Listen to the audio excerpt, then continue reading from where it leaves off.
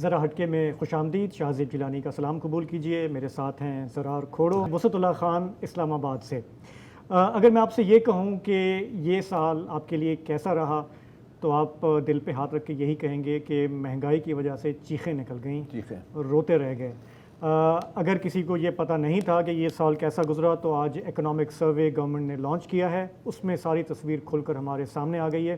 اس پر ہم پروگرام میں بات کریں گے. ہمارے ساتھ دو ماہر معاشیات پروگرام کے دوسرے حصے میں ہوں گے, لیکن پہلے ذکر کرتے ہیں ایک نئے پروجیکٹ کا جو آج بڑے ہی اہتمام کے ساتھ لانچ ہوا ہے. نام ہے اس کا استحکام پاکستان پارٹی. اس میں پی ٹی آئی کے منحرفین شامل ہیں.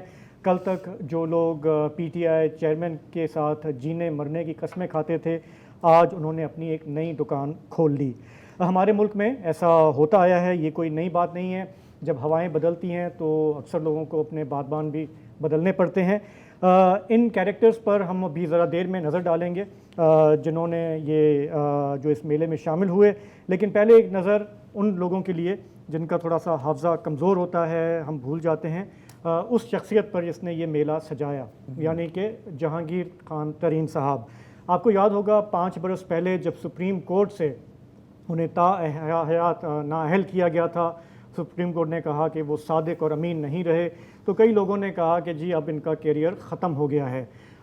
لیکن بعض لوگ جو ان پہ نظر رکھتے ہیں, ان کی سیاست کو جانتے ہیں, انہوں نے کہا کہ سیاست میں کوئی چیز حرف آخر نہیں ہوتی. جہانگیر خان ترین صاحب آج پوری فورس کے ساتھ سیاست میں پلٹے ہیں. گو کہ ابھی وہ الیکشن لڑنے کی پوزیشن میں نہیں ہیں. ان کی جو نااہلی ہے وہ سپریم کورٹ سے اوور ٹرن ہو جائے تو الگ بات ہے, لیکن ان کے ساتھ وہ لوگ اب جڑ رہے ہیں جو اپنا سیاسی کریئر بچانا چاہتے ہیں, جو آگے کی جو ایکویژن آئے گی اس کا حصہ رہنا چاہتے ہیں. تو ترین صاحب ایک بہت ہی دلچسپ شخصیت ہیں پاکستان کی سیاست کی. وہ ماضی میں جس بھی پارٹی میں رہے, چاہے وہ کاف لیگ ہو, فنکشنل لیگ ہو, وہ پرو اسٹیبلشمنٹ پارٹیاں تھیں. پی ٹی آئی میں بھی جب وہ اس کا حصہ ہوئے تو بڑا ان کا کلیدی کردار تھا 2017-18 میں ایم این ایز کو, الیکٹیبلز کو جہازوں میں لے کر آنا. عمران خان صاحب کی حکومت بنوانے میں ان کا بڑا ہی اہم کردار رہا. وہ ان کا شمار پاکستان کے امیر ترین شخصیات میں ہوتا ہے. ایز اے زمیندار وہ جانے جاتے ہیں اپنی انوویٹو فارمنگ کے لیے. شوگر مل کے مالک ہیں, برطانیہ میں ان کی پراپرٹیز ہیں, آف شور کمپنیوں کے بھی وہ مالک ہیں. جو عمران خان صاحب کی گورنمنٹ تھی اس میں بھی ان کا بڑا اہم کردار تھا, ٹرانسفر پوسٹنگز میں, ٹھیکوں میں, چاہے وہ خیبر پختونخوا میں ہوں, پنجاب میں ہوں. لیکن پھر ہم نے دیکھا کہ جب وہ تلوار چلی صادق اور امین والی تو وہ نواز شریف کے بعد وہ بھی اس کا نشانہ بنے. تو ترین صاحب جو ہیں وہ ظاہر ہے کہ ان کا اپنا کوئی اس طرح کوئی ووٹ بینک نہیں ہے پنجاب میں, ان کے نام پر ووٹ نہیں ملتے, لیکن سب یہ سمجھ رہے ہیں کہ ایک نئی کنگز پارٹی بنائی جا رہی ہے جس میں لوگوں کو کہا جا رہا ہے کہ اگر آپ ان کے ساتھ جڑ جائیں تو آپ کا مستقبل تابناک ہو سکتا ہے. اب جو شخصیات جڑی ہیں, زرار کھوڑو صاحب, آپ کی ان پر نظر ہے کہ وہ کیریکٹرز کون ہیں؟ سب کی نظر ہے یار. دیکھیں سب سے پہلے تو ہمیں بہت مبارک ہو جی کہ نئی پارٹی بن گئی ہے, اور یقیناً یہ جمہوریت کے لیے خوش آئین بات ہے. شکر گزار ہوں کہ اس کا نام شاد باد پارٹی نہیں رکھا, کیونکہ یہی کسر رہ گئی تھی. پاک سرزمین تو آئی گئی تھی, اب ملک ریاست سلطنت, میں وہی کہہ رہا ہوں نا کہ بڑی مطلب کریٹو کام ہوا ہے یہاں پر. جہاں تک پارٹی کا نام کی بات ہے, استحکام پاکستان پارٹی بہت اچھا نام ہے. آئی پی پی یعنی انڈیپینڈنٹ پاور پروڈیوسر. اچھا انڈیپینڈنٹ کا تو نہیں پتا, پاور مل سکتی ہے. پروڈیوس کیا کریں گے سوائے ایک ہنگ پارلیمنٹ, یہ تو آنے والا وقت ہی بتائے گا. اچھا اب اس کا آئی پی پی بن رہا ہے, استحکام پاکستان پارٹی آئی پی پی بن رہا ہے نا سر. وہ پہلے سے سوچ لیا تھا سر, آپ ٹینشن نہ لیا کریں. اچھا اب جو لوگ شامل ہوئے ہیں اس پارٹی میں, ان میں بہت وہ لوگ ہیں جنہوں نے کہا تھا کہ سر ہم تو بس مطلب سیاست ہی چھوڑ رہے ہیں, پارٹی تو دور کی بات, سیاست ہی چھوڑ رہے ہیں. لیکن ظاہر ہے کہ بندے کا موڈ چینج ہو جاتا ہے. جیسے کہ علی زیدی صاحب کا موڈ کتنا چینج ہوا ہے, میں ذرا آپ کو ایک جھلک دکھانا چاہ رہا ہوں. ہے کہ بہت سرگرم کارکن تھے پی ٹی آئی کے, اور بڑی جذباتی تقاریر بھی کی تھیں, اسپیشلی جب یہ مئی 9 کے بعد, اور مئی 9 سے پہلے بھی جو معاملات چل رہے تھے. ذرا ایک بیفور اینڈ آفٹر کی جھلکی دیکھ لیتے ہیں. جی علی زیدی کو تحریک انصاف چھوڑنا ہے. پہلے کلیئرٹی سے ایک بات سن لیں سارے, سب کو میں کہنا چاہتا ہوں میں نے تحریک انصاف اس دن چھوڑنی ہے جس دن عمران خان نے تحریک انصاف چھوڑنی ہے. کلیئر ہو جائیں. اگر عمران خان کی زندگی میں مجھ سے تحریک انصاف چھوڑانا چاہتے ہو, خدا کی قسم اس ماتھے پہ گولی مار دو, مار دو ادھر گولی. یہ میری جماعت ہے. تو میں بس آپ کا شکر گزار ہوں. Wish you the best. جو 9 مئی کو ہوا, میرا نہیں خیال کہ پی ٹی آئی کبھی اس کے لیے بنی تھی. ہم نے بڑی اپنی کوشش کی ہے کہ چیزیں مشاورت سے ہوں, لیکن انسان کوشش کر سکتا ہے, کامیابی اور ناکامی اللہ کے ہاتھ میں. تو بیسٹ آف لک. پاکستان زندہ باد. کوئی خدا کی قسم لیتا ہے, کسی نے کوئی جان اللہ کو دینی ہے, ویسے سب کو ہی دینی ہوتی ہے. لیسن ہے کہ بڑا بول نہ ہی بولے بندہ تو بہتر رہتا ہے. بول کی بات کی تو ہم آتے ہیں اب عمران اسماعیل صاحب کی طرف. سابق گورنر اور گلوکار تو سابق نہیں ہے, میرا خیال ہے کہ ابھی بھی گلوکار ہیں, جن کی سب سے بڑی کنٹریبیوشن پاکستان کی سیاست میں اور خاص طور پہ پی ٹی آئی کے لیے, اس کی ایک جھلکی میں آپ کو دکھا دیتا ہوں. تھا تو گانا, لیکن کسی نے سمجھا کہ یہ چیلنج ہے. ہاں چیلنج ہے کہ روک سکو تو روک لو, چلو ہم روک کے دکھا دیتے ہیں, اور دکھا دیا. اور وہ بھی وہاں پہ بیٹھے ہوئے ہیں, تھوڑے سے اپسیٹ لگ رہے تھے لیکن بہت زیادہ نہیں, کیونکہ آخرکار وہ ہوتا ہے نا بریک اپ کے بعد دل پہ کیا گزر رہی ہوگی. نہیں وہ دیکھیں, وہ کوئی ہوتے ہیں نا لڑکے کہ یار اگر تم نے مجھے چھوڑ دیا نا, قسم سے میں مطلب زندگی کو چھوڑ دوں گا, اور پھر 2 دن کے بعد کسی اور کے ساتھ سیٹ ہو جاتے ہیں. ہوتا ہے یہ, کیا کہتے ہیں نا, سخت لوڈے. اچھا پھر آتے ہیں ہم فواد چودھری صاحب کے پاس. اور فواد چودھری کا آپ کو پتہ ہے کہ بہت لمبا سیاسی کریئر رہا ہے, اور جس بھی پارٹی میں رہے ہیں اور بہت پارٹیز میں رہے ہیں, اس کے ساتھ پورے جذبے کے ساتھ آئی ہیو ٹو گیو ہم کریڈٹ فار دیٹ. سن 2020 میں فواد چودھری کا آغاز ہوا تھا سیاست میں, جب ایک الیکشن میں کھڑے ہوئے تھے 160 انڈیپینڈنٹ کھڑے ہوئے تھے, 160 ووٹس تقریباً. نہیں 2002, سوری میں نے کہا غلطی ہو گئی, غلطی معاف کر دیں. 2002 میں 160 ووٹ تقریباً لیے تھے. پھر اس کے بعد مشرف صاحب کی آل پاکستان مسلم لیگ, مشرف صاحب کی تھی نا APML, جی مشرف صاحب کی چیف میڈیا کوآرڈینیٹر, اور میڈیا کے ساتھ تعلقات فواد بھائی کے ہمیشہ بہت اچھے رہے ہیں, گواہی دے سکتے ہیں اس بات کی. 2012 میں پھر وہ پاکستان پیپلز پارٹی جوائن کرتے ہیں, اور اس دور میں اگر آپ پی ٹی آئی کے بارے میں ان کی ٹویٹس پڑھ لیں تو کچھ بلینک اور ڈیلیٹ کر کے, وہ مطلب آپ کی سوچ ہے سر. وہاں پر ظاہر ہے کہ یوسف رضا گیلانی جب وزیر اعظم تھے, ان کی کابینہ میں بھی تھے. پھر جب راجہ پرویز اشرف بنے یوسف رضا گیلانی کی نااہلی کے بعد, تو وہاں پر بھی کابینہ میں رہے. لیکن ظاہر ہے کہ زیادہ خوش نہیں ہوں گے, کیونکہ پھر 2013 میں وہ جاتے ہیں کاف لیگ میں, اور کاف لیگ میں پھر نیشنل اسمبلی میں کافی اچھے ووٹس لے کے جیت جاتے ہیں. ووٹس لیتے ہیں لیکن الیکشن جیت جاتے ہیں, اور پروونشل اسمبلی میں انڈیپینڈنٹ کھڑے ہوتے ہیں. تقریباً 80 ووٹ ملے تھے انڈیپینڈنٹ جب کھڑے ہوئے تھے ایز این MPA, تو ضمانت ضبط والی بات. اور 2016 میں اتنے ہی جوش و خروش کے ساتھ PTI میں جوائن کیے, اور یہاں پر ان کی سیاست بہت ٹیک آف کرتی ہے. لیکن بدقسمتی سے ہمیشہ ان کی خواہش جو رہی ہے, جو ان کی خواہش رہی ہے کہ میں وزیر اعلیٰ پنجاب بن جاؤں, وہ نہ ہو سکا. اور حالانکہ میں جانتا ہوں کہ سیاست میں کوئی چیز حرف آخر نہیں ہوتی, لیکن چانسز کم لگ رہے ہیں, کیونکہ اب یہ اچھا minister of science and technology بھی رہے, minister of information and broadcasting بھی رہے, لیکن اب جہاں وہ آ کے گرے ہیں, آپ دیکھ رہے ہیں کہ وہ کراؤڈ میں بیٹھے ہوئے ہیں, وہ سٹیج پر نہیں بیٹھے ہوئے تھے. اور ان کی جہانگیر خان ترین صاحب کے ساتھ کوئی اتنی گہرے تعلقات نہیں ہیں کہ اس نئے انڈیپینڈنٹ پروجیکٹ میں, پاور پروجیکٹ میں ان کو کوئی ایڈوائزری یا ایسی بھی چیز مل جائے. So for now it looks like the end of the road for Fawad Chaudhry. کل کا کسی کو کچھ نہیں پتا, میں صرف آج کی بات کر رہا ہوں. لیکن ایک چیز کے لیے میں ہمیشہ یاد رکھوں گا فواد بھائی کو, اور وہ ہے ان کا روت ایپ. یاد ہے آپ کو مون سائٹنگ ایپ؟ بڑا مزیدار ٹائم تھا. مجھے یاد ہے جب لڑائی ان کی چل رہی تھی روت ہلال کمیٹی کے ساتھ, میں ہمیشہ بڑے I will look back at it with joy. اور ابھی تک میرے فون میں یہ ایپ انسٹالڈ ہے, اور میں قسم کھاتا ہوں, مطلب خدا کی قسم, کہ اگر اب میں پہلے اپنے ماتھے میں گولی لے لوں گا اس کو ڈیلیٹ کیے करने से पहले, और चलो डिलीट कर दी मैंने। अरे! चलो। नहीं यार, वो मतलब वक्त बदल जाता है ना बॉस, मेरे पे भी वक्त बदल जाता है। अच्छा ठीक है, तो ये है जल्दी that's- जल्दी से that's the- तो नहीं ये और तो मुराद राज साहब, सॉरी हाँ, मैं जी, मुराद राज जी, साहब को जी। भूल गया था, जो तकरीबन 24 घंटे पहले हाँ। अपनी पार्टी को बनाना चाह रहे थे, पीटीआई डेमोक्रेट्स। राइट राइट और मुझे याद है एक दफ़ा इन्होंने सोशल मीडिया पर वो एक तस्वीर पोस्ट की थी, एक पिक्चर थी इनकी, और पीटीआई चेयरमैन के ऊपर लिखा हुआ था एब्सोल्युटली नॉट। हो सकता है कि वो उस वक्त एक मैसेज भेज रहे थे और हमें समझ नहीं आई, हो Right. सकता है। लेकिन अब वो जेकेटी साहब के साथ तो अब ये है कि ये हैं हमारे सियासत के किरदार जो हमारी सियासत पे छाए रहते हैं, चैनलों पे आते हैं। इंटरेस्टिंग बात ये होगी देखने की Empty कि अब ये vessels make उसी the most पैशन के noise. साथ आके अपनी इस नई पार्टी और नए लीडर का मैं दिफा करते हैं या नहीं guarantee करते के- नहीं ठीक के साथ करते। कहता हूँ। अभी तक मैंने सिर्फ फिरदौस आशिक अवान को देखा है। वो तो तो- हिप्नोटाइज, मेस्मराइज, मैग्नेटाइज, वो वाली। बिल्कुल बिल्कुल। हाँ, तो मेरा ख्याल है हम छोटा सा ब्रेक लेते हैं, वापस आते हैं तो ज़रा देखते हैं ये मंजरनामा क्या बन रहा है, हमारी सियासत, हमारी जमहूरियत किस तरफ जा रही है।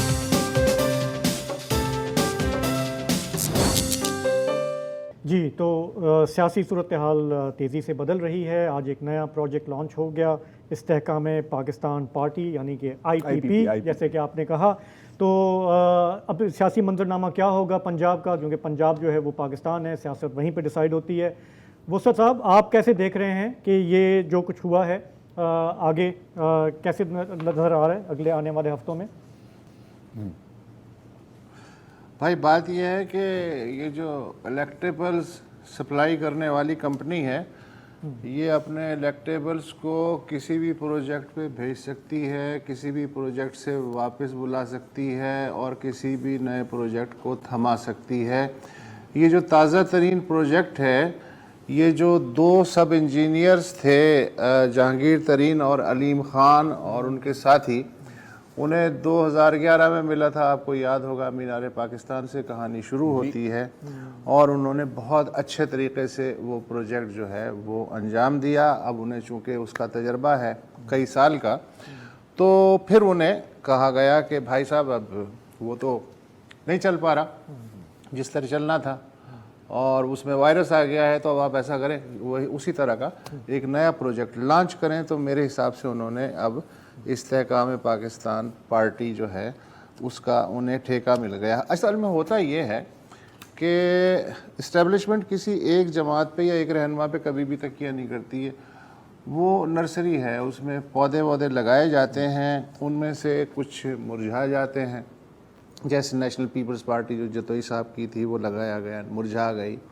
पाक सरजमीन पार्टी लगाई गई, मुरझा गई। उसके अलावा बलूचिस्तान अवामी पार्टी जब उसकी अफादियत ख़त्म हो गई तो वो भी मुरझा गई है। अच्छा, कुछ बहुत लहलहाते हैं, लेकिन फिर अचानक से कुछ खाद में कोई गड़बड़ हो जाती है या पानी में कोई तेज़ाब मिल जाता है कि वो अचानक लहलहाते हुए पूरा बाग जो है हमें खुशनुमा नज़र आता है, और फिर वो एकदम रातों रात झुलस जाता है। जैसे MQM की मैं मिसाल आपको अगर याद दिलाऊं तो उसके साथ ये हुआ। कुछ होते हैं हाइब्रिड सीड्स कि उनकी एक ख़ास स्पेसिफिक मुद्दत होती है, उसके लिए वो क्रिएट होते हैं और फिर वो खुद ब खुद जो सीड्स हैं वो पैदावार देनी बंद कर देते हैं। उसके लिए मिसाल दूंगा आपको पीपल्स पार्टी पैट्रियट की, जिसे मुस्लिम लीग काफ की जो हुकूमत है 2002 में बनाने के लिए हाइब्रिड सीड के तौर पे यूज़ किया गया। अच्छा, कुछ जो होते हैं फल देने वाले पौधे वो जड़ पकड़ लेते हैं। मसलन मुस्लिम लीग नवाज सबसे रोशन मिसाल है। 85 की गैर जमाती असम्बली से निकली मुस्लिम लीग, जुनेजो साहब और फिर नवाज लीग। कैसे बनी नवाज लीग आप जानते हैं। फिर उसी में से एक कलम लगाई गई मुस्लिम लीग काफ की, उसने भी माशाल्लाह जड़ पकड़ ली और उसका एक हल्का तो है कम से कम पंजाब की हद तक। और फिर PTI की जो है वो कलम लगाई गई। आप देखें कि 96 में ये पार्टी जो है इसकी कलम लगाई गई। उसके बाद 2002 में बमुश्किल एक सीट आई, 2008 का इन्होंने बाइकआउट किया, 2013 में इनकी 34-35 सीटें आई, और फिर अचानक से इलेक्टेबल्स की खाद और यूरिया और कीड़े मार दवाएं वो सारी की सारी दी गई। आपने देखा अचानक से एक फलदार दरख्त बन गया, वो सामने नज़र आ गया। अच्छा, होता ये है कि ये जो कामयाब पार्टियां भी होती हैं, इनकी भी जो ताबे रहने की उम्र है وہ 3 سے 4 سال ہوتی ہے. اس کے بعد یہ پر نکالنا شروع کر دیتی ہیں, ان میں اعتماد آتا ہے, ظاہر ہے درخت جڑ پکڑ لیتا ہے, پھل پھول آنے شروع ہو جاتے ہیں, تو وہ پھر سمجھتے ہیں کہ بھائی ہم اپنے طور پہ سروائیو کرتے ہیں. تو پھر کہیں مالی جو ہے وہ پریشان ہو جاتا ہے, اس کو پھر وہ قلمیں ولمیں تراشنی پڑتی ہیں, اور پھر نئی قلم کاری کرنی پڑتی ہے, اور پھر ایک نئی پارٹی بنانی پڑتی ہے. اور یہ سائیکل جو ہے آپ پچھلے 40 سال میں کئی بار دیکھ چکے ہیں, مجھے بتانے کی ضرورت نہیں ہے. پھر نرسری میں سے نسبتاً طاقتور پودے چنے جاتے ہیں, ان میں سے کچھ مر جاتے ہیں, کچھ پنپ جاتے ہیں. تو یہ تو ایک سسٹم ہو گیا نرسری کا. اب آپ کا جو سوال تھا وہ یہ تھا کہ اب کیا ہونے والا ہے. شاہ محمود قریشی سب سے امپورٹنٹ اس وقت آدمی ہیں, ان کے گرد ساری نظریں ہیں. انڈیا ہوتا تو میں مشورہ دیتا کہ بشرا بی بی کو آپ سمبولک جو ہیں چیئرپرسن بنا دیں اور آپ خود سائیڈ میں ہو جائیں, لیکن ظاہر ہے یہ انڈیا نہیں ہے. اور ویسے بھی اگر توشہ خانہ کیس سے وہ بچ پائیں تو یہ امکان بھی اپلائی ہو سکتا ہے. باقی یہ کہ اگر بین تو خیر نہیں ہوگی, اگر اسی طرح الیکٹیبلز واپس لے لیے گئے تو ظاہر ہے سیکنڈ ایئر قیادت بچ جائے گی. اس کے باوجود بھی ووٹ بینک تو انٹیکٹ ہے, کے پی کے میں بھی اور پنجاب کی پاکٹس میں بھی. تو 1979 میں ہی ہوا تھا کہ جب پیپلز پارٹی کو انہوں نے باہر رکھنے کے لیے غیر جماعتی بلدیاتی انتخابات کرائے تھے, تو ایک کوڈ ورڈ پارٹی نے ایجاد کیا تھا, عوام دوست امیدوار. پارٹی کا نام لینے کی اجازت ہی نہیں تھی. تو جس کے ساتھ بھی عوام دوست امیدوار ہوتا تھا, ووٹر سمجھ جاتے تھے کہ بھیا اسے جتانا ہے. تو ہو سکتا ہے کہ انہیں بھی کوئی کوڈ ورڈ رکھنا پڑے اگر انہیں فیئر گیم کے اندر اجازت مل گئی.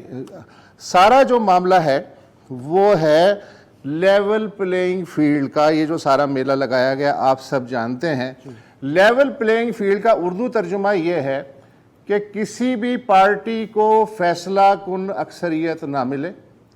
سادہ اکثریت سے جیسے پیپلز پارٹی آئی تھی 93 میں یا 91 میں, یا مسلم لیگ نواز آتی رہی ہے, اور اس کے ساتھ جو باقی ہم نوا ہیں, میگنیٹس ہیں, وہ لگا دیے جائیں, اور اس طرح جو ہے گاڑی کو چلتے رہنا چاہیے, اور کہیں کہیں اگر رک جائے تو ہم دھکا دے دیں. تو لیول پلینگ فیلڈ وہ ہے. ٹھیک ہے. میرا ایک سوال ہے, دیکھیں ایک منٹ. پنجاب میں بیسیکلی یہ میلہ لگایا گیا ہے, پنجاب کے لیے یہ اکاڑ پچاڑ ہو رہی ہے. یہاں کوشش یہ ہوگی, رزلٹ کا میں نہیں گارنٹی دیتا, کوشش یہ ہوگی کہ لیول پلینگ فیلڈ میں کوئی ایک جماعت واضح اکثریت نہ لے سکے. Karachi is open for everybody. Peoples party, Jamaat Islami, M Q M کے مختلف دھڑے, ہو سکتا ہے پی ٹی آئی کے بھی کچھ 2-3 چیزیں نکل آئیں. خیبر پختونخوا میں انہیں ٹف ٹائم ملے گا. وہاں ایک تو مولانا صاحب جو ہیں ان کا خیال ہے کہ اب وہ ریپلیس کریں گے اس خلا کو, تو وہ انٹرسٹڈ ہے الگ سے الیکشن لڑنے میں. لیکن جو نوجوان طبقہ ہے, جو ووٹ بینک ہے, مجھے لگتا ہے وہ آج بھی پی ٹی آئی کے ساتھ ہے. ان کے جو اوریجنل سربراہ ہیں, پی ٹی آئی بنی گالا سمجھ لیں, ان کے ساتھ ہیں وہ, اور وہ ووٹ بینک جو ہے وہ گل کھلا سکتا ہے. باقی بلوچستان کا تو آپ کو پتہ. بالکل. اچھا, میرا ایک سوال ہے. انہوں نے بڑے اچھے طریقے سے سمجھایا باغبانی کی مثال دے کے. بنیادی سوال جو ہم اکثر مس کر جاتے ہیں کہ یہ جو سارا جو تجربہ ہو رہا ہے, یہ مالی چاہتا کیا ہے, اس نرسری کے ساتھ کیا ہو. مطلب 70-75 سال ہو گئے نا, ٹھیک ہے نا. تو مطلب اچھا, دوسرا میرا یہ سوال تھا کہ دنیا جا رہی ہے آرگینک فارمنگ کی طرف, تو اگر ہم اس نرسری کے جو اس چمن کے جو پھول ہیں ان کو کھلانے دیں تو شاید یہ زیادہ بہتر نہیں ہوگا. ہاں, ہونا تو چاہیے, لیکن دیکھیں مالی کا اپنی سوچ ہے, اپنی دماغ ہے. جہاں تک نہیں دیکھیں بات سنیں, نرسری جو ہے نا دنیا بھر میں, وہ صرف ایسا تھوڑی ہے کہ سارے گلاب کے پھول لگا دیے تو اسے نرسری آپ نہیں کہتے, اسے آپ کچھ اور بھی کہہ سکتے ہیں. نرسری نہیں ہوتی. نرسری میں یہ ہوتا ہے کہ تھوڑے سے گلاب ہوں, کچھ چمیلی ہو, کچھ گیندے کے پھول ہوں, کچھ اس طرح ہو, آنکھوں کو بھی ہرا بھرا لگے, لیکن یہ کہ وہ کیکٹس بھی ہوں, لیکن وہ کہ وہ ڈومینیٹ نہ کریں, بس آنکھوں کو ہرے بھرے لگتے رہیں, اور سب لوگ یہ فیصلہ مالی کرے گا. اس لیے ہوتی ہے مالی کرتا ہے فیصلہ یار, ہم تو نہیں کرتے, میں تو نہیں کرتا, ہم نے تو بس ٹھیک ہے, ہم نہیں جائیں گے آرگینک فارمنگ کی طرف, چھوڑ دو. اچھا, آخری بات کہ دیکھیں شاہ محمود قریشی صاحب کی بات ہوئی, ایک بڑی انٹرسٹنگ چیز یہ ہے کہ جب جو ایس او پی چل رہا ہے نا کہ گرفتار کرو, رہا کرو, دوبارہ گرفتار کرو جب تک پریس کانفرنس نہ کرے بندہ, یہ ایس او پی شاہ محمود قریشی صاحب پر اپلائی نہیں ہوا. اب کیا اس کی وجہ ہے کہ وہ چاہتے تھے کہ ایک میسج جائے ایک موقع پی ٹی آئی چیئرمین کو یا پھر شاہ محمود قریشی صاحب، اینڈ آئی ول اپریشیٹ ہم کہ وہ کھڑے ہوئے ہیں ابھی بھی.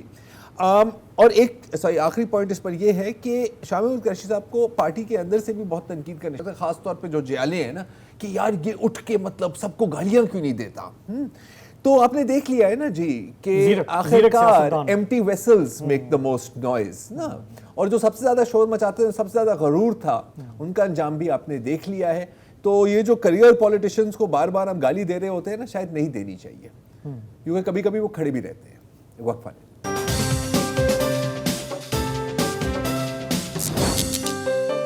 جی، تو پروگرام کے اس حصے میں بات کرتے ہیں معیشت کی زبوں حالی کا.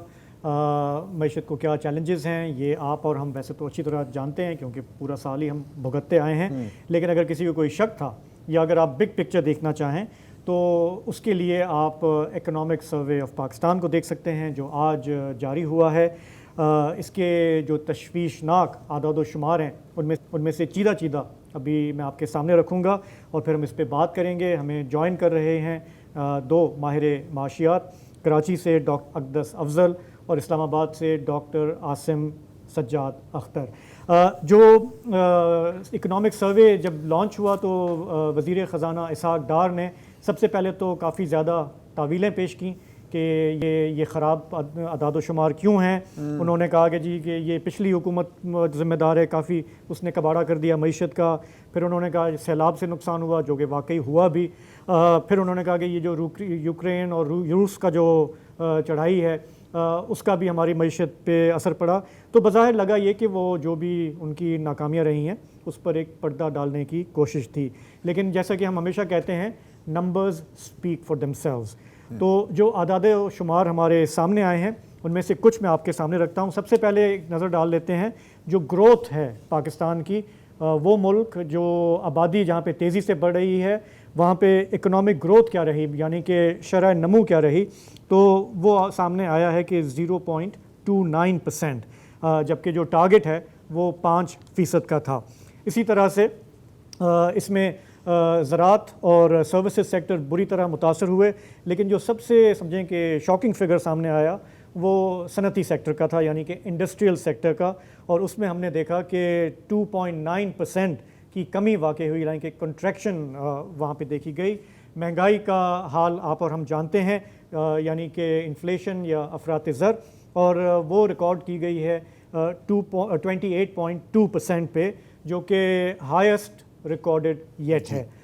اسی طرح اگر ہم دیکھ لیں ایک اور جو پوائنٹ ہے ٹریڈ ڈیفیسٹ، یعنی کہ تجارتی خسارہ، تو ظاہر ہے کہ ہم جانتے ہیں کہ ہماری ایکسپورٹس میں کافی کمی ہوئی، لیکن امپورٹس میں اس سے بھی کہیں زیادہ کمی ہوئی، جو کہ 25% سے کچھ زیادہ تھی. اس کا ایک امپیکٹ تو یہ آیا کہ ہمارا جو تجارتی خسارہ ہوتا ہے اس میں کمی آئی. کرنٹ اکاؤنٹ بیلنس جو ہے وہ امپروو ہوا، یعنی کہ جو کرنٹ اکاؤنٹ ڈیفیسٹ ہے، مالی خسارہ، اس میں کافی ڈراسٹک کمی آئی. تو گورنمنٹ اس کو اپنی اچیومنٹ کہتی ہے، لیکن یہ کیسے اچیو ہوا اس کا جو اثر ہے وہ ہم سب نے جھیلا، پورے ملک نے جھیلا. تو اس کے علاوہ جب ہم ترقیاتی فنڈز کی بات کرتے ہیں، PSDP جسے کہا جاتا ہے یا ڈیولپمنٹ فنڈ کہا جاتا ہے، تو اس میں بھی ہم نے دیکھا کہ کافی ڈکلائن آیا، یعنی کہ 1.8% کا. گورنمنٹ اب یہ کہہ رہی ہے کہ اگلے سال کے لیے وعدہ ہے کہ اسے بڑھایا جائے گا. تو اکنامک سروے میں بہت ساری چیزیں ہیں جو کھل کے سامنے آتی ہیں. یہ تو ہم نے آپ کے سامنے صرف چیدہ چیزیں رکھی ہیں، اس پہ ہم گفتگو کرتے ہیں. ڈاکٹر اقدس، سب سے پہلے میں آپ کی طرف آتا ہوں. یہ بتائیے کہ اکنامک سروے میں ایسی کوئی چیز جو بحیثیت اکانومسٹ آپ کے لیے حیران کن ہو، یا جو آپ کی نظر میں اس وقت سب سے اہم ہے جس پہ ہمیں توجہ دینے کی ضرورت ہے؟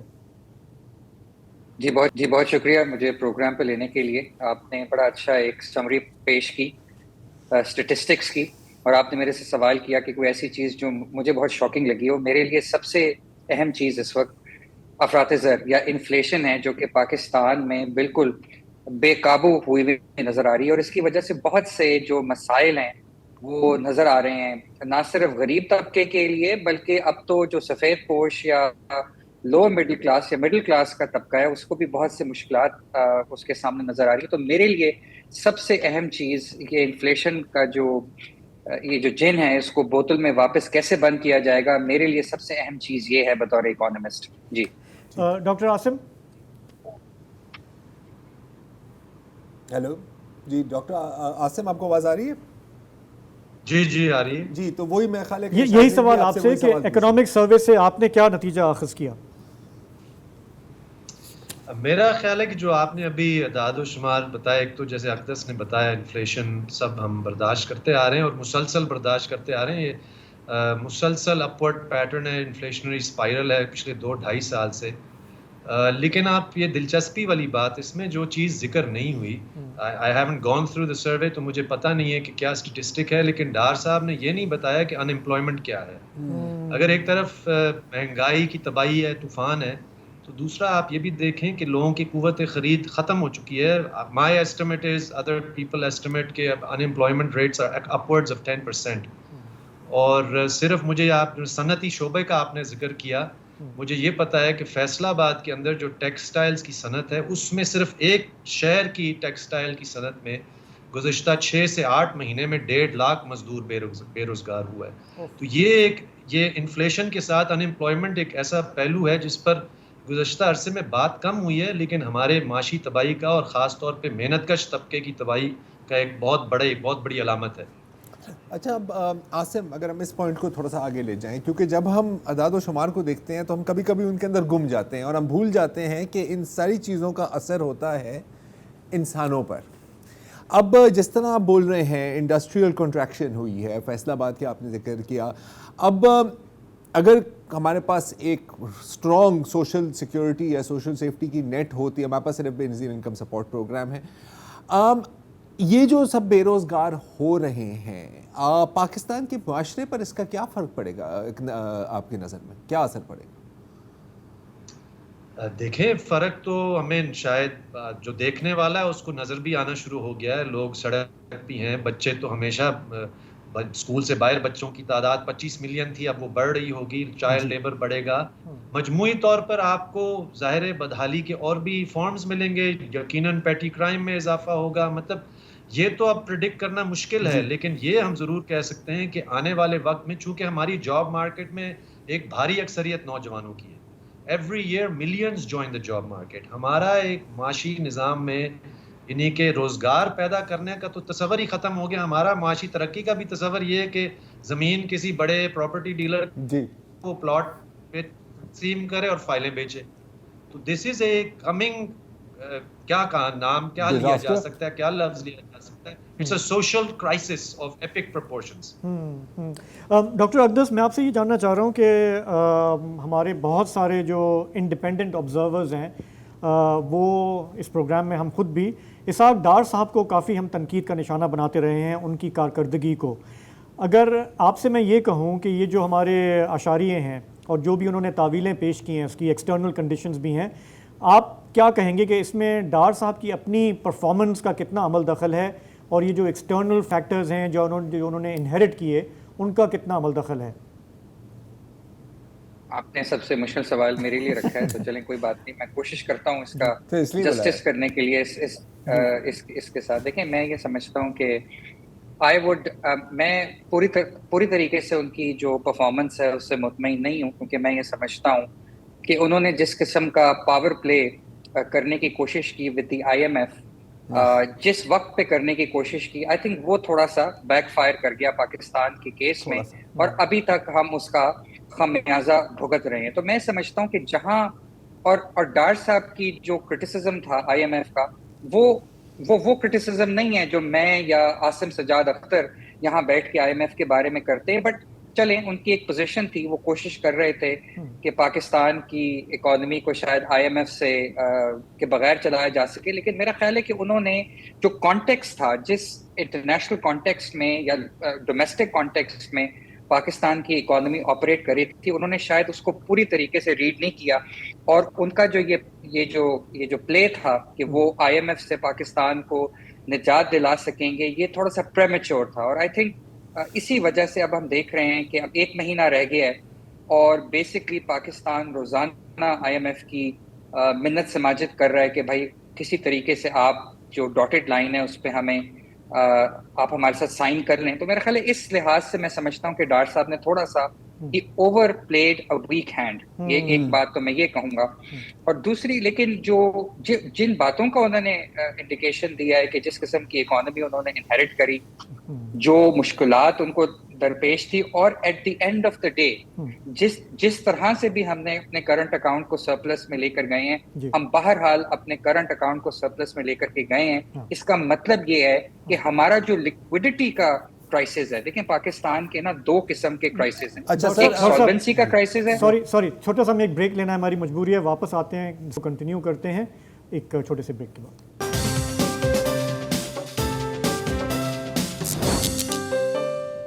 जी, तो आज जब इकोनॉमिक सर्वे लॉन्च हुआ तो वज़ीर ख़ज़ाना ने जब प्रेस कॉन्फ्रेंस की, तो सबसे पहला सवाल जो है या कमेंट जो है एक सहाफ़ी की तरफ से आया, और उसने उन्हें मुबारकबाद दी कि देखें आप मुसलसल कहते रहे हैं कि डिफ़ॉल्ट नहीं होगा, और वो नहीं हुआ है.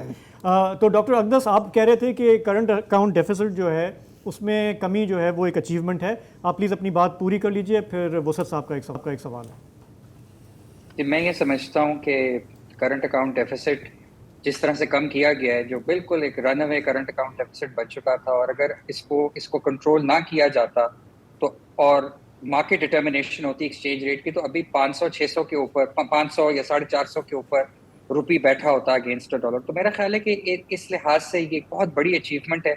दूसरी बड़ी अचीवमेंट ये है कि उन्होंने जो पाकिस्तान का लिक्विडिटी क्राइसिस है उसी को करंट अकाउंट डेफिसिट के थ्रू कंट्रोल किया. और आई थिंक तीसरी चीज़ for which I must give him credit, वो है उनकी फाइटिंग स्पिरिट.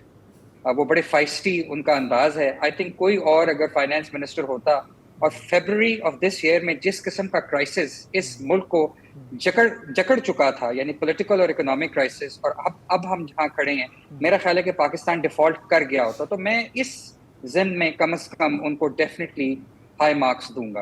बस आईएमएफ के साथ फाइस्टी ना हुआ करें ना. थोड़ा सा तजाद है ना. एक तरफ जिद उन्होंने पकड़ी हुई है हालात को यहाँ लाने में, लेकिन वो कश्ती को डुबो नहीं रहे, तो ये उनका ठीक है. मैं इसाक डार साहब की ब्रीफिंग सुन रहा था, उन्होंने एक जुमला कहा जो मेरे जहन में अटक गया. मैंने कहा कि आप लोगों से मैं पूछूं. वो ये था कि बकौल उनके 2017 में पाकिस्तान जो है दुनिया की 24वीं बड़ी मईशत थी, और पिछले 5 साल में जो कुछ हुआ है पाकिस्तान में, उसके नतीजे में ये अब 47वें पायदान पे पहुंच गई है. तो मैं आप दोनों से ये जानना चाहता हूं कि क्या ये दोनों दावे दुरुस्त हैं? क्या हम वाकई 2017 में 24वीं मईशत थे और अब 47वीं हो गए? जी doctor Asim. Honestly speaking, I wouldn't be able to say कि हम ये एग्जैक्ट नंबर्स दुरुस्त हैं. ये कि हमारी पोजीशन पीछे गई होगी, ये मुझे लगता है कि ये दुरुस्त बात होगी. तीसरी जो बात है कि क्या उसमें कोई, यानी कि सिर्फ और सिर्फ जो साबका हुकूमत का कोई कमाल है, 2017 में कोई बहुत ही ज़बरदस्त कोई हमारी सूरत हाल थी, this I will disagree with. क्योंकि ये जो हमारे मसाइल हैं और जो यहाँ तक बात पहुँची है, ये क्यूमुलेटिव मसला है. ये कोई सिर्फ एक आध हुकूमत या एक आध वज़ीर ख़ज़ाना की. आप दोस्तों ने अभी बात की कि आप इसाक डार पे बहुत तनकीद करते हैं. इससे पहले वाले वज़ीर ख़ज़ाना को बहुत तारीफ़ें भी मिलती थी. मैं इतना फ़र्क करने का एक आध फ़र्द में इसका कायल नहीं हूँ, because I think there some structural issues. कल आप बजट में देखेंगे जब अनाउंसमेंट होगी तो माशाल्लाह वही हेड्स होंगे, वही एक्सपेंडिचर्स होंगे, वही कम व बेश हमारा टैक्स टू जीडीपी रेशियो होगा, वही बड़े मगरमच्छ होंगे और वही अवाम का खून चूसा जाएगा. ये चीज़ें चली आ रही हैं. एंड वो जो मोटी बड़ी जो बातें हैं, जिसमें मसलन डार साहब की बात हुई, तो आईएमएफ का सवाल है इस मुल्क में. आईएमएफ का हमारा माशी या इक्तिसादी फैसला साजी में किरदार क्या होना चाहिए, ये मामला यहाँ तक कैसे पहुँचा. 40 साल की ये कहानी है. उससे पहले की कहानी है कि हम मुसलसल मकरूज़ क्यों हैं, क्योंकि हम एक नेशनल सिक्योरिटी एपरेटस को पालते आ रहे हैं, हमारे हमसाए ममालिक के साथ दोस्ती नहीं करते. ये स्ट्रक्चरल मसाइल हैं. एंड आई अंडरस्टैंड कि आप पूछना ये ज़रूर चाह रहे हैं कि पिछले अरसे में कितना को फ़र्क आया, और फ़र्क ज़रूर आया. लेकिन मेरा ये ख्याल है और मेरा ये दरख्वास्त है कि इस मईशत के मसले को ज़रा लॉन्ग टर्म ट्रैजेक्टरी में भी इसको देखा जाए. सही बात है, बिल्कुल सही बात है. मतलब मसला सिर्फ ड्राइवर का नहीं है. हाँ, और स्ट्रक्चरल जैसे वो कह रहे हैं, क्योंकि हम तो सरफेस को देख रहे हैं ना, और कैरेक्टर्स को देख रहे हैं, लेकिन ये बहुत डीप रूटेड है. डॉक्टर अक़दस. جی میں اس میں یہ کہوں گا, میں تھوڑا سا ایڈ کروں گا ڈاکٹر عاصم نے جو بات کی, کہ ایک تو اسٹرکچرل ایشو ہے, اور پھر جس کے اوپر ڈاکٹر عاصم کا سارا کام ہے, کہ پولیٹیکل اکانومی کے جو مسائل ہیں پاکستان میں, میننگ ٹو سے کہ پاکستان کی اکانومی اور سوسائٹی اور پالیٹی میں پاور کن سینٹرز کے پاس ہے, اور وہ پاورفل سینٹرز جو ہیں پھر کس طرح سے ٹیکسیشن کرتے ہیں, کچھ جگہوں کی نہیں, کچھ سیکٹرز کی نہیں ہوتی. اب آپ دیکھیں کہ جیسے ایگریکلچرل انکم کی بات ہو رہی ہے اور بڑے عرصے سے اس کی بات ہو رہی ہے, لیکن ایز سچ پاکستان میں اس کی طرف کوئی خاص پروگرس نہیں ہو سکی. اسی طرح ریل اسٹیٹ کی جو رینٹل انکمز ہیں, ان کے اوپر اگر ٹیکسیشن ہو, تو یہ جو پولیٹیکل اکانومی کی ڈسٹریبیوشن ہے پاکستان میں, آئی تھنک یہ بھی بہت اہم نقطہ ہے انڈرسٹینڈ کرنے کے لیے, کہ پاکستان آج جہاں کھڑا ہے وہ کیوں کھڑا ہے. تو بدقسمتی کی بات یہ ہے کہ اب ہم ہمیشہ کہتے ہیں کہ یار یہ کوئی سیاسی حکومت یہ فیصلہ نہیں کر سکتی. اچھا الیکشن آ رہے ہیں, الیکشن نہیں ہو رہے ہیں, آپ کی تختے کو خطرہ ہے, تخت کو خطرہ ہے, and so on and so forth. کون سے کسی ڈکٹیٹرشپ نے یہ کام کیا؟ دیکھیں مشرف دور میں بھی, اب کل ہی ہم بات کر رہے تھے نا تاجروں کی اینڈ ٹیکسیشن کی, مشرف نہیں لگا سکا یار. ہاں اس کو تو کسی پولیٹیکل کنسٹیچوئنسی کم از کم پہلے 3-4 سال تو کسی پولیٹیکل کنسٹیچوئنسی کو جواب نہیں دینا تھا. ہاں میرا ایک سوال یہ ہے, آئی ایم ایف پہ چونکہ ہم بات کر رہے ہیں, کہ آپ کو یاد ہوگا کہ ہمارے ایک لیڈر نے کہا تھا کہ میں کیا خودکشی کر لوں گا لیکن آئی ایم ایف کے پاس نہیں جاؤں گا, لیکن جب گورنمنٹ میں آئے تو پھر جانا پڑا. تو ہم آئی ایم ایف کو بالکل ہم کوستے بھی ہیں, ہم سمجھتے بھی ہیں کہ ان کی یہ جو آسٹیریٹی ڈرائیو ہوتی ہے اس کا سارا بوجھ جو ہے وہ عوام پہ ڈال دیا جاتا ہے, لیکن چارہ کیا ہے؟ مطلب کچھ ہم سلوشنز کو بھی سمجھنا چاہیے کہ ہمارے پاس آلٹرنیٹ کیا ہے. ڈاکٹر عاصم دیکھیں, یہ تو ایک سچ ہے کہ اگر آپ کسی ایک حکومت یا ایک سال کے بجٹ کی بات کریں تو یہ تو آنے والے وقت میں یہ تو نظر نہیں آتا کہ آپ یہ قرضوں سے جان چھڑا سکتے ہیں. اور قرضہ صرف ہم ملٹی لیٹرل سے نہیں لیتے, ہم آئی ایم ایف یا بینک یا اے ڈی بی سے نہیں لیتے, ہم ملکوں سے بھی لیتے ہیں. پچھلے گزشتہ عرصے میں ہم نے چین سے بھی بہت قرضے لیے ہیں. تو یہ مجموعی ایک بوجھ ہے, اور اس کو اتنی آسانی سے تو ہم جان نہیں چھڑا سکے کہ بھی ڈونر ہم پسند نہیں کرتے تو بس نہ لیں. ہاں اگر ہمارے اندر کوئی سیاسی ول ہوتی, ہم آگے پیچھے دنیا کے ملکوں کی تاریخ سے سیکھتے, تو ہمیں یہ بھی نظر آتا کہ ڈیفالٹ کی بہت پچھلے عرصے میں بات ہوئی ہے. ملکوں نے, ارجنٹینا نے آج سے 20-22 سال پہلے ڈیفالٹ کیا تھا. گریس میں سریزا کی حکومت ایک وقت پہ ایک دہانے پہ کھڑی ہوئی تھی کہ وہ ای یو کو انکار کرنے کے لیے تیار تھی, لیکن ان کے پاس ایک عوام کی قوت تھی, اور عوام کی قوت اس لیے تھی کیونکہ آپ یعنی کہ یہ کام کرنے جاتے ہیں اگر عالمی سطح پہ, تو آپ کو یہ پتہ ہے جیسے اقدس نے کہا کہ آپ کے ملک کے اندر کوئی معاشی انصاف کا کوئی نظام ہے, لیکن یہاں پہ تو وہ بالکل بھی نہیں ہے. You know as I said, ہمارے ایسے انٹچبل سیکٹرز ہیں, ادارے ہیں, پورے کوازی اکانومیز ہیں جس کی بات ہی نہیں ہوتی. سیدھی سی بات ہے کہ ہم معیشت کی بات کر رہے ہیں, اور بہت بڑا حصہ کا ہم اس لیے بھی بھول جاتے ہیں کہ مثال کے طور پہ غیر رسمی ہے ہماری معیشت کا ایک بڑا حصہ. ٹریڈرز کی تو آپ نے ذکر کیا کہ ٹریڈرز کبھی ٹیکس نیٹ میں نہیں آتے. مجموعی طور پر اگر آپ ہمارے بارڈرز پہ جائیں گے, آپ کو ایک بہت بڑا آپ کو معاشی ایک سرگرمیوں کا ایک وہاں پہ سلسلہ نظر آئے گا, لیکن جنرلی اٹس illicit. اس میں عوام بھی اپنا گزر بسر کرتے ہیں, لیکن اس میں بہت سارے اور بھی بڑے مگرمچھ بہت سچ کماتے ہیں. تو مقصد کہنے کا یہ کہ there are ways and means, but as Aqdas was suggesting, یہ معاشی مسئلہ بھی ہے اور یہ سیاسی مسئلہ بھی ہے. مطلب کچھ ایسے ہے کہ اگر ہم فائنانس منسٹر کو ایک انٹیریئر ڈیزائنر کی طرح سمجھیں, ہاں تو آپ اسے ہائر کرتے ہیں, لیکن کہتے ہیں کہ یار آپ نے کسی فرنیچر کو نہیں ہاتھ لگانا, اور آپ صرف ایک دیوار پہ رنگ کر سکتے ہیں, اور پھر کہیں گے کہ یار یہ کس طرح کا گھر بنایا تم نے. تو پھر اسحاق ڈار صاحب مظلوم ہے نا یار. اب مطلب میں کہنا نہیں چاہتا. ٹھیک ہے, تو آپ دونوں کا بہت بہت شکریہ, تھینک یو ویری مچ. آپ کی جو انسائٹ ہے, ظاہر ہے کہ ذرار کل آئے گا بجٹ, اور چیخیں نکلیں گی یا کیا ہوگا؟ نہیں, چیخیں ہی نکلیں گی ظاہر ہے, اور کیا ہوگا. دیکھو ہم لوگ پہلے ٹیکس دیتے ہیں نا, ہم فائلر لوگ ہیں نا, تو ہمارے پاس اور بوجھ ہوگا. کاش کوئی 20-30 پلاٹ ہوتے ہیں یار, میں نے تو بڑی کوشش کی, کبھی کسی نے آفر ہی نہیں کی. دکھا رہے ہیں کہ جی بڑا عوام فرینڈلی ہوگا, ہم تو منی بجٹ بھی آ جائیں گے نا, اور ہم ڈیولپمنٹ بھی بڑھا رہے ہیں, یونیورسٹیز کے لیے ہم پیسے بڑھا رہے ہیں. میں نے تو یونیورسٹی نہیں جانا نا یار, مطلب نہیں, لیکن میں تو اپنا ہمارا یوتھ جو ہے جو مایوس ہو رہا ہے ایک طرف سے, تو اس کو کہیں نہ کہیں تو لگانا تو ہے. صحیح, یونیورسٹی میں لگائیں گے, لیکن اس کے بعد جو جابس ملیں گی انہیں یا نہیں ملیں گی, یہ سوال. اچھا چلیں, اپنا فیصلہ ہم روک لیتے ہیں, کل آ جائے بجٹ. سوال پوچھ رہے تھے, کل جمعہ ہوگا, بجٹ آ جائے گا, آپ دیکھ لیں گے, رات کو آپ کی ہم کالز لیں گے, جو بھی حالات ہیں اس پر ہم بات کریں گے, آپ کی سنیں گے. تب تک کے لیے ہمیں اجازت دیجیے. خدا حافظ. شب بخیر.